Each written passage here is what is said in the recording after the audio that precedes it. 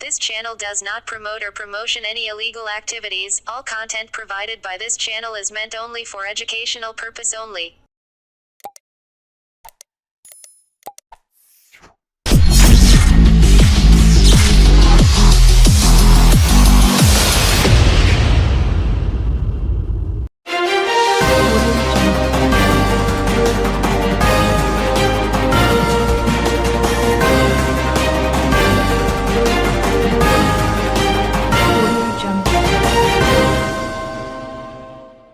Bike চুরির অভিযোগে এক ব্যক্তিকে গ্রেপ্তার করল তারকেশ্বর থানার পুলিশ। উদ্ধার হয়েছে দুটি চোরাই বাইক। ধৃতের নাম সন্দীপ মণ্ডল। সোমবার বালিগড়ি এলাকা থেকে একটি বাইক চুরি যাওয়ার অভিযোগ পায় তারকেশ্বর থানার পুলিশ। তদন্ত নেমে ধৃতকে জিজ্ঞাসাবাদ করে চোরাই দুটি বাইক উদ্ধার হয়। 24 ঘন্টার মধ্যে চুরি যাওয়া বাইক ফিরে পেয়ে খুশি অভিযোগকারী জামশেদ মল্লিক। ধৃতকে আজ চন্দননগর আদালতে পাঠায় তারকেশ্বর থানার পুলিশ।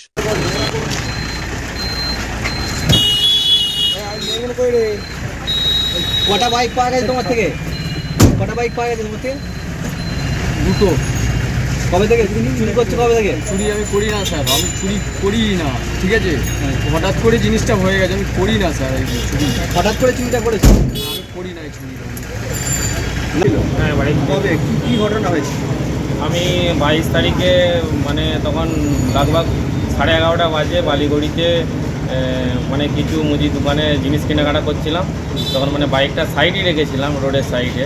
তো আমার হাতে বাচ্চা ছিল বলে আমি বাইকটা চাবিটা নিতে ভুলে গেছি। তারপর আমি 2 মিনিট কি 3 মিনিট কেনাকাটা করেছি। কেনাকাটি করার পর এসে দেখছি যে এই বাইকটা নেই।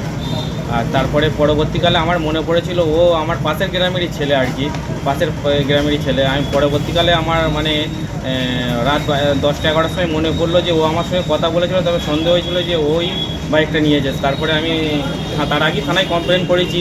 তারপরে এসে আমি তার জানালাম যে এরকম ব্যাপার। ওকে চুরির সাথে যুক্ত কোনো জানতেন নাকি?